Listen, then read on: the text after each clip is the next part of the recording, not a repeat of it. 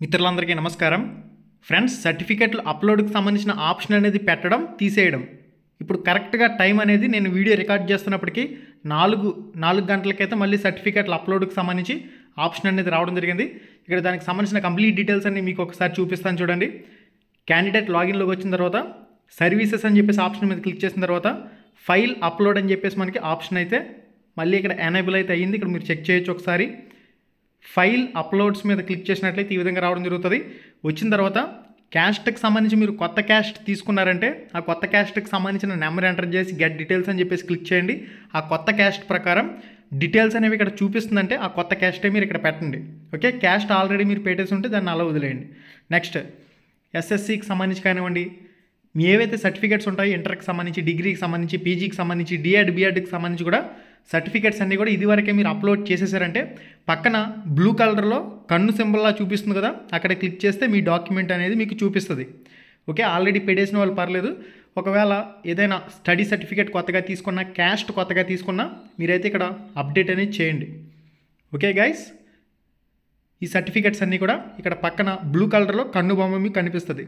గెటొచ్చి అందరూ కూడా ఈ ఆధార్ కార్డ్ అనేది స్కాన్ చేయండి. ఆధార్ కార్డ్ మీ మొబైల్లో నీట్గా ఫోటో తీసుకోండి, దాన్ని క్రాప్ చేయండి. క్రాప్ చేసిన తర్వాత అంటే కొంచెం ఫోటో అనేది మంచి కెమెరా మొబైల్లో తీయండి. తీసిన తర్వాత దాన్ని క్రాప్ చేసి 2 MB 3 MB వచ్చిందంటే దాన్ని తగ్గించవచ్చు. ఫోటో కేబీ డిక్రీజ్ అని చెప్పేసి మనకి వెబ్సైట్ మీరు గూగుల్లో సెర్చ్ చేస్తే వస్తుంది ఫోటో కేబీ డిక్రీజ్ అని.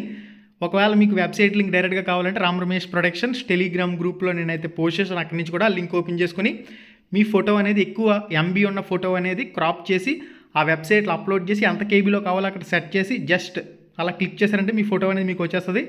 అది మళ్ళీ ఇక్కడ అప్లోడ్ చేస్తే సరిపోతుంది. ఓకే, అన్ని డాక్యుమెంట్స్ కూడా మీరు ఇక్కడ ఏవైతే ఆల్రెడీ అప్లోడ్ చేసినవి ఉన్నాయో అవి అలా వదిలేయండి. ఒకవేళ ఏదైనా స్టడీలు కానివ్వండి మీరు మార్చాలనుకుంటే కొత్త స్టడీ సర్టిఫికేట్లు ఇక్కడ అప్లోడ్ చేసి జనరేట్ ఓటీపీ మీద క్లిక్ చేసి ఇక్కడతో ప్రాసెస్ అనేది కంప్లీట్ చేస్తే సక్సెస్ఫుల్లీ సబ్మిటెడ్ అని చెప్పేసి ఈ విధంగా రావడం జరుగుతుంది.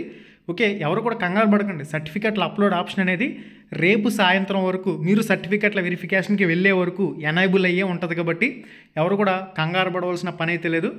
రేపు ఈవినింగ్ వరకు కూడా సర్టిఫికెట్లు స్కాన్ చేసి అప్లోడ్ చేసే ఆప్షన్ అనేది ఉంటుంది కాబట్టి కంగారు పడకండి.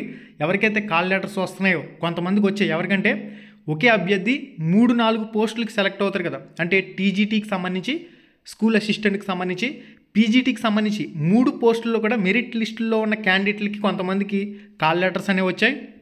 ఈస్ట్ గోదావరికి సంబంధించి నేను చెప్పేది, ఈస్ట్ గోదావరిలో కొంతమంది పీడబ్ల్యూడీ క్యాండిడేట్లకు కూడా కాల్ లెటర్స్ అనేవి వచ్చాయి. అందువల్ల అందరికీ కూడా పూర్తి స్థాయిలో రావడానికి టైం అయితే పట్టేలా కనిపిస్తుంది. ఏదేమైనా నైట్ లోపు అందరికీ కూడా వస్తాయని చెప్పేసి ఆశిద్దాం. కాల్ లెటర్స్ వచ్చిన అందరికీ కూడా హార్ట్ఫుల్గా congratulations. Ram Ramesh education channel తరపున సబ్స్క్రైబ్ చేసుకోవడం మాత్రం మర్చిపోవద్దు. శుభం, ధన్యవాదాలు.